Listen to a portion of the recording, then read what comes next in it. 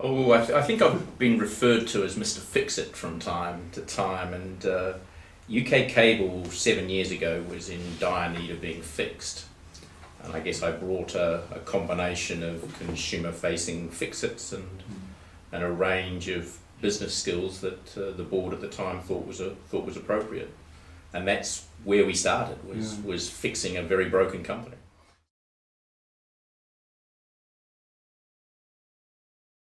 Sometimes moving sectors gives you an advantage in that you ask those silly questions that other people may not want to ask, and if you get your luck right, you can ask those questions that are highly relevant.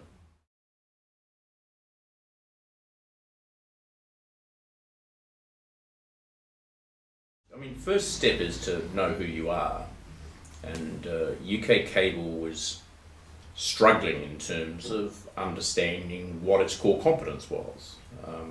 So we've gone through a three-stage strategy, fixing the company and getting right back to basics, getting right back to understanding why our customers were leaving us and fixing those things, 1, 2, 3, 4. Then it was about differentiating the company.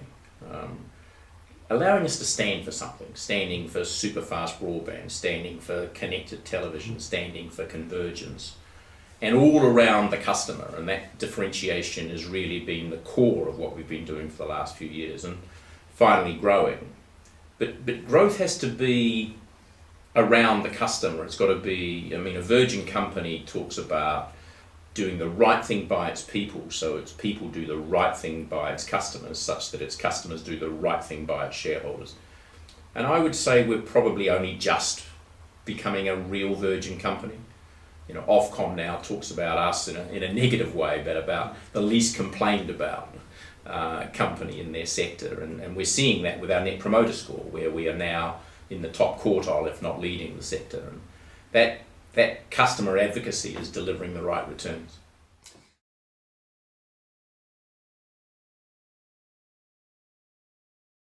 Yeah, it's a really good question. 3 or 4 years ago, our circa 6,000 technicians were the least engaged of our workforce. So if you look at the 20,000 odd people that we employ, they were the least engaged for all of the reasons that you would expect. They were remote, they felt distant, they had a whole bunch of issues around not being overly engaged. Today, they are our most engaged workforce, which is something we're very proud of, because at the end of the day, it is our technicians, it's our engineers that interface directly with our customers. They are our people that go into our customers' homes, a very precious and valuable moment for both the customer and for us. And that was about the basics. That was about, why do we ask them to go to 400 locked boxes to pick up their kit and not see anybody for a week? Why don't they every day come to one of 53 small centres? We redid our whole supply chain. They come to those one of 53 centres along with 20 or 30 or 40 or 50 other technicians, and they are briefed, and we talk about what we're doing, and we do road shows, and they become engaged. The PDAs that they use have the ability to get onto our intranet and being able to discuss and chat with what's going on. And similarly with our outsourced partners, we talk about our workforce being over 20,000. People that we directly employ are only some 13,000, 14,000.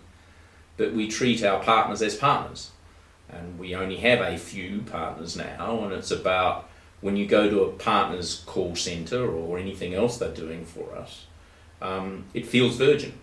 And we talk about being Virgin, and we visit them as if they were ours. And as a consequence, they do the right thing by our customers, and hence the right thing by our shareholders.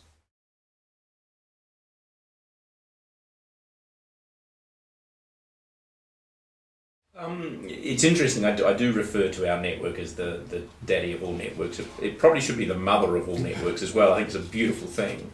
I mean, we're very blessed that we have this extraordinary asset, which is a fibre optic network that has what we call an access network. So fibre is in the footpath, it runs down the streets, it's not just in in the core. And when you combine that as an asset with our brand and our people, we talk about those three things as our core assets, it allows you to do some amazing things. So we were first in the consumer space to launch super fast broadband.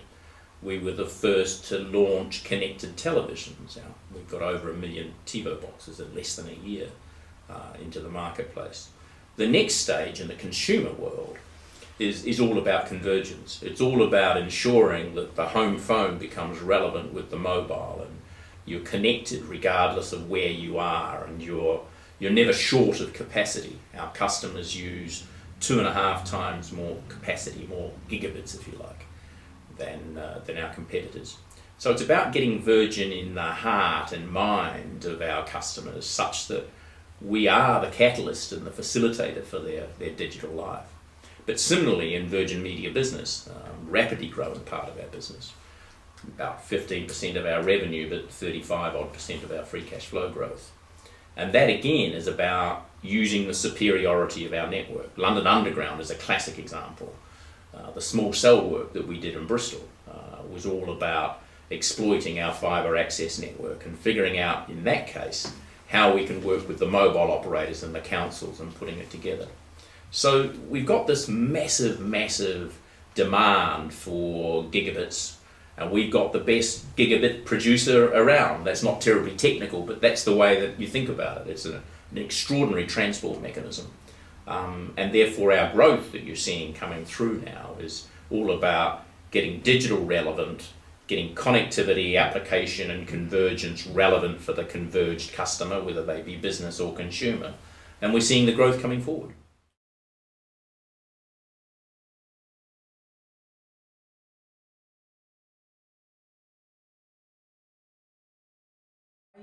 I think about being a non-executive or a trustee for that matter, although trustees tend to be slightly closer to the business. It's a bit like being a grandparent as opposed to being a parent. And like any good grandparent, you should get to play with the child. You should be there in an advisory role and accepting that you are the grandparent and not the parent. And I think there's a real art in understanding when you are an executive and when you are a non-executive, and there's a line there.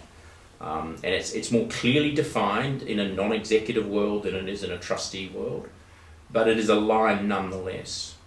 And the art of influencing, the art of governance, the art of challenge, the art of coaching are skills that are critical when you don't have direct line responsibility. And in a way it's more difficult, but in a way it's easier as well.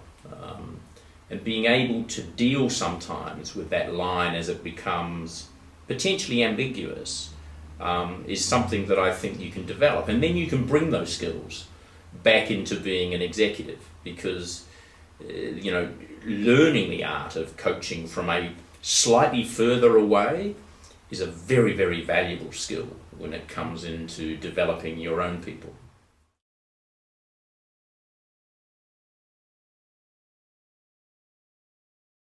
Yeah, I mean, part of our role is one of the things that we are is an ISP, and part of being an ISP, you deal with issues like children's security, and online security, etc. And therefore there is a bit of a relationship there, and what we do with CEOP, which again is an organisation that is there to protect children online. But it's more than that. I think every executive has a responsibility to give something back. I'm passionate about the NSPCC, but equally earlier in my career I was passionate about local scouting and the local community. And I think regardless of whether it is a large charity like the NSPCC or supporting your local cub pack, every executive should give something back to the community, because at the end of the day the community becomes part of our environment, it is part of our corporate responsibility, and it's a two-way street. And the skills become transportable. You can take corporate skills into the voluntary sector, and you can take voluntary skills into the corporate sector, and we all benefit from that.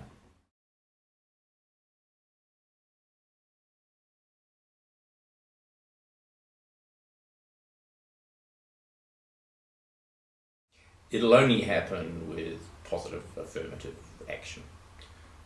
As an organisation, we've been challenged with diversity for quite some time, being a highly technology-driven, field force-driven organisation. But that's no excuse for any organisation. Some of our peers have done considerably better than we have. And unless the chief executive takes diversity seriously, the organisation will falter. And you will only move the dial to the extent that we should be moving to if you take positive action. So in the gender diversity, ensuring that a woman is on every shortlist, not long list, shortlist.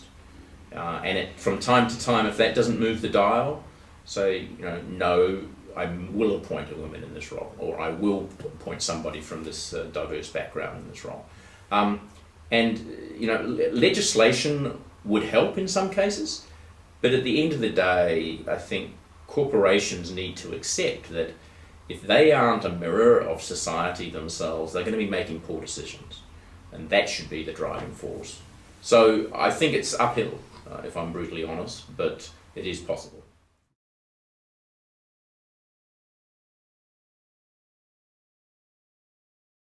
There's little short of working hard. I mean, my dad, I think is the one piece of advice I've always carried forward, but I think recognising that nobody is going to look after your career more than you are, and therefore don't expect for somebody else to do it for you, is a key ingredient. And so if you work hard, you recognise that nobody's got a greater interest than you have in your own personal development. You are self-aware, so that you understand where your strengths and your weaknesses are, and you do something about it. And in turn, you will become more aware of others, and as a consequence of that, you will become a better person. You will take the opportunity when it arises, because we don't know when it's going to be, and that's the way the process should work.